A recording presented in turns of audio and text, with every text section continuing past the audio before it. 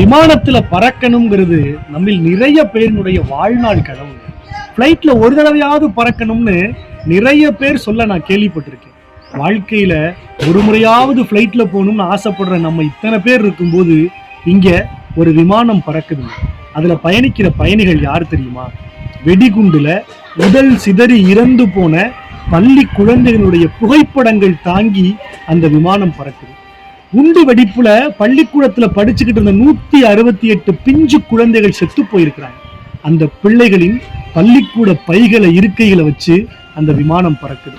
ரத்தம் தோய்ந்த அந்த பள்ளிக்கூட பைகளும் அந்த பிள்ளைகள் அணிந்திருந்த காலணிகளும் இருக்கையில வைக்கப்பட்டிருக்கு. அந்த பிள்ளைகளுக்கு அஞ்சலி செலுத்துகிற விதமாக 168 இருக்கைகளில் 168 ரோஜா மலர்கள் வைக்கப்பட்டிருக்கு. இந்த 168 பிஞ்சு குழந்தைகளுக்கு நாம என்னங்க செய்ய போறோம்? இஸ்ரேல் அமெரிக்கா போர்ல முதலில் வீசப்பட்ட அந்த குண்டு ஒரு பள்ளிக்கூடத்தில் விழுந்தது. பள்ளிக்கூடத்தில் படித்து கொண்டிருந்த 168 பிஞ்சு குழந்தைகள் உடல் சிதறி செத்து போனாங்க. இன்றைக்கு அமெரிக்கா இஸ்ரேல் போர் அமைதி பேச்சுவார்த்தை உடன்படிக்கையில் கீழே வரப்போகுதுன்னு நாமெல்லாம் படிக்கிறோம்.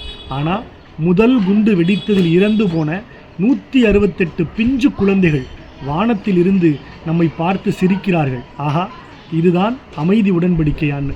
என்றைக்குங்க நம்முடைய எண்ணங்கள் மாறப்போகுது? நன்றி.